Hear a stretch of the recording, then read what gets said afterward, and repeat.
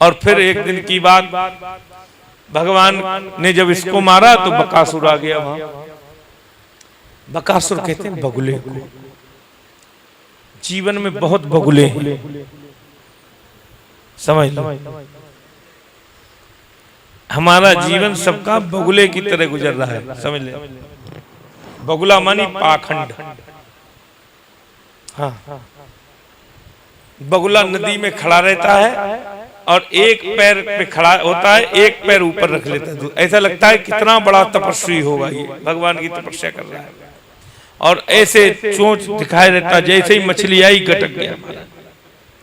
ऐसे ही संसार के लोग हैं, इनकी दृष्टि तो दूसरे के धन संपत्ति पर है, पर जाकर के रोज भगवान की ओम जय जगदीश हरे, स्वामी जय जगदीश हरे। हाँ, और क्या कहेंगे, तेरा तुझको अर्पण क्या लागे मेरा। और भगवान को अगर अर्पण होने लगा ना तो एक दिन न आएंगे अर्पण करने के लिए, बता रहे हैं। भोग हम 3-3 बार लगाते हैं, जरा सच्चाई सुनो तो भोग अगर भगवान खाने लगे ना आकर के तो भोग लगना बंद हो जाए, समझ लो।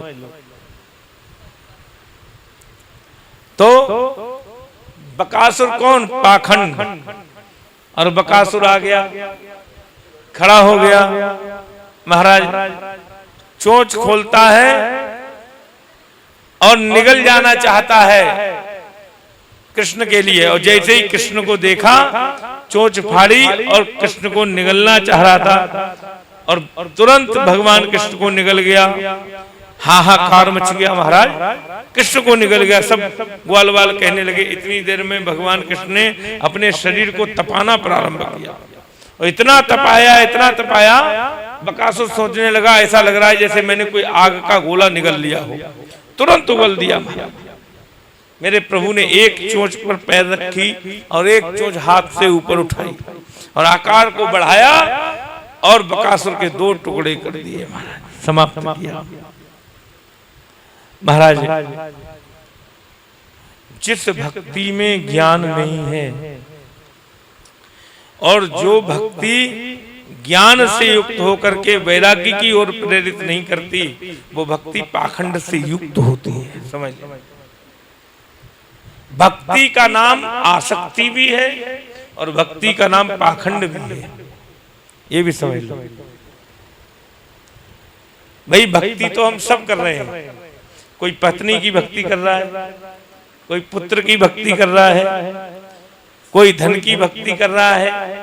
भक्त तो हम सब हैं, पर वास्तविकता में भगवान की भक्ति जो है वही श्रेष्ठ भक्ति है। पर उस भक्ति में कोई लालसा नहीं।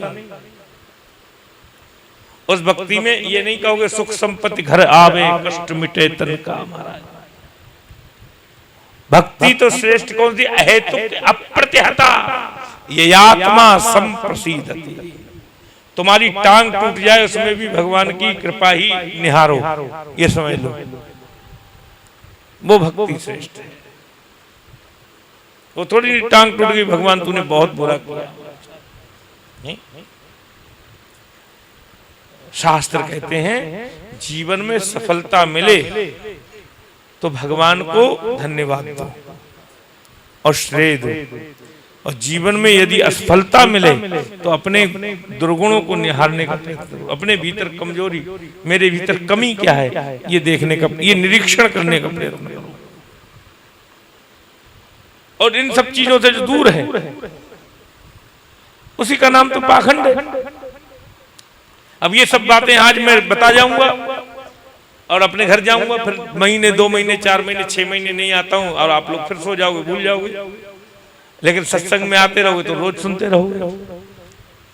तब हुई है सब संशय भंगा जब बहुकाल करो सत्संगा। समझ लो। अब हम तो याद करते रहते हैं, क्यों हम तो रोज अध्ययन करते हैं। आपके जीवन में तो अध्ययन भी नहीं है, स्वाध्याय भी नहीं, तो इसलिए आपके लिए सबसे श्रेष्ठ मार्ग है सत्संग। जैसे अग्रवाल साहब कह रहे थे, बिनु सत्संग विवेक ना होई। लेकिन एक बात और, राम कृपा बिनु सुलभ न सोई। ऐसे आयोजन कोई सोचता है कि पैसे से कर लेंगे, धन से कर लेंगे, हमारे पास पैसा बहुत है तो हो जाएगा। कोई कहे कि हमारे पास लोग बहुत है व्यवस्था के लिए तो हो जाएगा। कोई कहेगा हम धन बल से कर लेंगे, कोई कहेगा हम निज बल से कर लेंगे, कोई कहेगा हम लोगों के बल से कर लेंगे। तो ना ये धन बल से होता है, ना ये मन बल से होता है, ना ये जन बल से होता है। अगर ये ऐसे आयोजन होते हैं तो ये राधा रमण की कृपा बल से संपन्न होते हैं, ये समझ लीजिए। जीवन में सत्संग भी भगवान की कृपा बल से ही प्राप्त होता है, ये भी समझ लो। मैंने पहले भी कहा था, फिर दोहरा देता हूं। एक बार महाराज लोग वोट देते हैं नेता के लिए, और जब वोट दिया जाता है तो वो जीत करके संसद में बैठता है जाकर, समझ लेना। लोगों के वोटों के बल पर नेता संसद में बैठते हैं जाकर के, और जिसको भगवान वोट देता है वो सत्संग में बैठते हैं जाकर के, समझ लो। तो इसलिए आप अगर यहां बैठ गए हैं आकर के तो समझ लेना कि भगवान की निश्चित रूप से कृपा हुई है, लेकिन आज के लिए नहीं, निरंतर चलते रहना। ये नहीं है कि आज खा लिया, ऐसा तो नहीं है कि आज भोजन करने के बाद कल आवश्यकता पड़ती हो।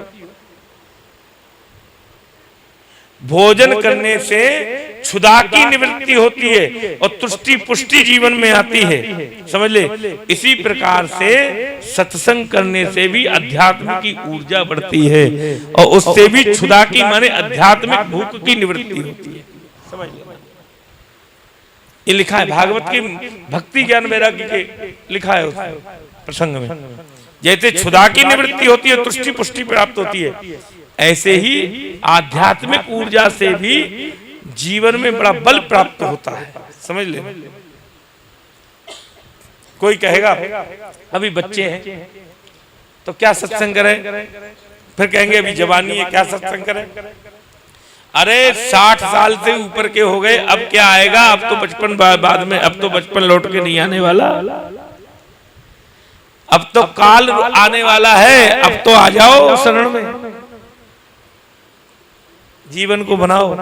तो मैं ज्यादा अंदर नहीं जाते हुए सीधे मार्ग पर जाता हूं। तो जीवन में केवल जहां दिखावा है वहां पाखंड है महाराज, और जो पाखंड को धारण करता है वो बकासुर है, समझ लीजिए।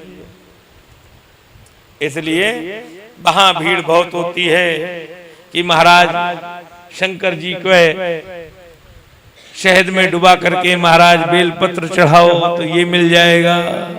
नहीं, मैं तो अग्रवाल साहब से कहता हूँ यही बताना प्रारंभ कर दो सवेरे सवेरे सत्संग में, फिर भीड़ देखो आप कैसी हो जमती है महाराज। नहीं हाँ।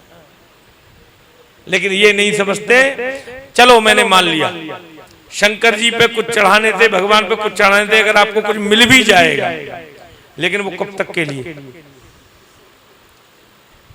जो भी संसार की वस्तुएं हैं वो सब नाशवान हैं, यहीं के लिए हैं। जिस प्रकार बड़ा स्वादिष्ट और उत्तम भोजन करने के बाद उसकी गति मल में परिवर्तित हो जाती है, इसी प्रकार सांसारिक पदार्थ प्राप्त होने के बाद भी वो मल के समान यहीं छूट जाते हैं, वो साथ नहीं जाते।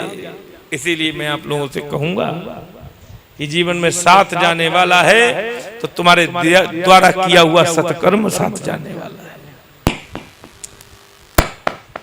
पाखंड निर्दोषता महाराज, ये बकासुर का उद्धार हुआ और बकासुर को मार के सीधे हो पाए कि महाराज अगले दिन जब गौएं चराने के लिए गए सोई अघासुर आए गए महाराज। अगमानी पाप, हाँ, जो जिसके शरीर में पाप धारण है, और इसने क्या किया, अघासुर एक अजगर का रूप लेकर के आया। एक मुख उसने नीचे लगा दिया, एक ऊपर लगा दिया। अब नए नए तो वृंदावन में घूम रहे हैं ग्वाल वाल, और घूमते घूमते देखा अरे बड़ी बढ़िया गुफा दिख रही है भैया, लाल लाल जीभ लगी थी। बोले अरे इसमें तो बढ़िया कारपेट बिछी भी, जरा भीतर चल के देखो जाए। तो सब ग्वाल बाल, यद्यपि कृष्ण पीछे से आवाज दे रहे हैं लेकिन कोई सुनते नहीं, सब भीतर चले गए। लेकिन कृष्ण जब तक नहीं गए तब तक उसने अपना मुख बंद नहीं किया, उसे तो कृष्ण की प्रतीक्षा थी। कृष्ण बोले चलो अब इस अघासुर से तो बचा के हम ही लाएंगे अपने भक्तों को। नहीं, तो भगवान कृष्ण ने उस गुफा में प्रवेश किया। गुफा नहीं थी, अघासुर माने अजगर का मुख था, उसमें प्रवेश किया और जैसे ही कृष्ण का प्रवेश हुआ वैसे ही बंद कर लिया मुख उसने अपना। उसने मुख बंद किया, मेरे प्रभु ने शरीर को बढ़ाना प्रारंभ किया और इतना बढ़ाया कि गला अवरुद्ध हो गया, श्वास बंद हो गए और उसका ये मस्तक फाड़ करके भगवान बाहर निकल आए महाराज, और सब ग्वाल वालों को मुक्त कराया अघासुर। इस प्रकार भगवान ने बड़ी सुंदर लीलाएं की।